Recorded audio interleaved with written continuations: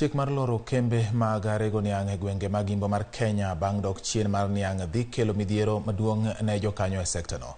Apisa maduong' mar tudruok e kambi mar sukari ma West Kenya Sugar George Muruli loso e boma ma Kakamega kowacho ni nitiere dwaro mar loko chenro mag gayo tije kembe mag sukari mathurka.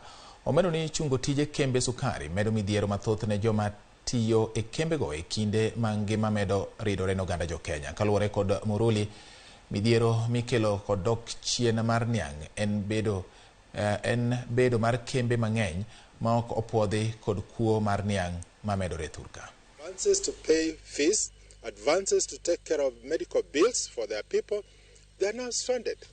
So the effects are so huge and they are so numerous and very hard-hitting. Wakati tunapokuwa na sukari ya kutoka nje ambayo imeagizwa inapokuja, huwa inaathiri bei yetu ya miwa yetu.